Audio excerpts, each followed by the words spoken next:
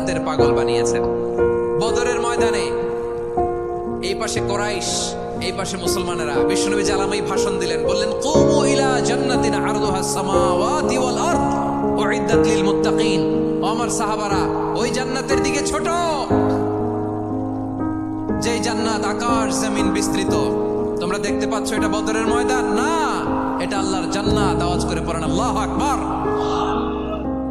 বিশ্বনবী বললেন ছোট ওই জান্নাতের দিকে, যে জান্নাতের বিস্তৃতি আকাশ জমিন বিস্তৃত।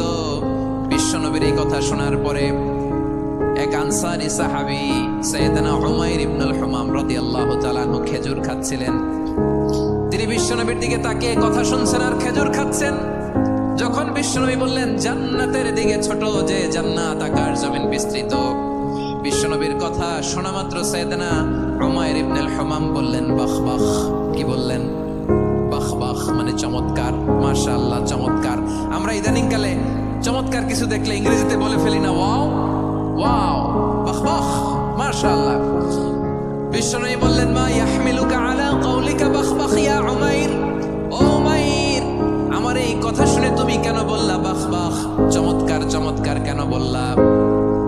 সাইয়েদনা উমাইর ইবনে হুমাম রাদিয়াল্লাহু তাআলা আনহু বললেন ইয়া রাসূলুল্লাহ, আপনার এই কথা শুনে আমি বড্ড খুশি হয়েছি, আর আমি প্রত্যাশা করছি আমি যদি ওই জান্নাতের মালিক হতে পারি তাহলে কতই না ভালো হতো। সুবহানাল্লাহ বলেন। বিশ্বনবী বললেন ছোট ওই জান্নাতের দিকে, যে জান্নাত আকাশ জমিন বিস্তৃত। আপনার এই চমৎকার মুখনিসৃত কথা শুনে আমার হৃদয়ের মধ্যে জান্নাতি হওয়ার বাসনা জেগে উঠলো, এজন্য বলেছি বাহ বাহ, আমি যদি ওই জান্নাতে যেতে পারতাম কতই না ভালো হতো। উমাইরের কথা শুনে বিশ্বনবী বললেন ঠিক আছে উমাইর, জান্নাতে ঢোকার জন্য, এই জান্নাতের অধিবাসী হওয়ার জন্য যেহেতু তোমার এত আকাঙ্ক্ষা, আমি বলে দিলাম আনতা মিন আহলিহা, তুমি আল্লাহর ওই জান্নাতের অধিবাসী হবা। যাও উমাইর, তুমি ওই জান্নাতের অধিবাসী, ওই জান্নাত তুমি ঢুকবা, তুমি জান্নাতি। তার মানে সহজ কথায় তুমি জান্নাতি। সুবহানাল্লাহ বলেন। যখনই বিশ্বনবী বললেন জান্নাতি, সাইয়েদনা উমাইর রাদিয়াল্লাহু তাআলা আনহু খেজুর খাচ্ছিলেন আর মনে মনে ভাবে বিশ্বনবী যখন ওয়ারেন্টি দিয়েছে, বিশ্বনবী যখন গ্যারান্টি দিয়েছে আমি জান্নাতে যাব, তাহলে হাতে তো এখনো 3টা খেজুর বাকি। এই 3টা খেজুর যদি খাই তাহলে জান্নাতে ঢুকতে দেরি হয়ে যাবে।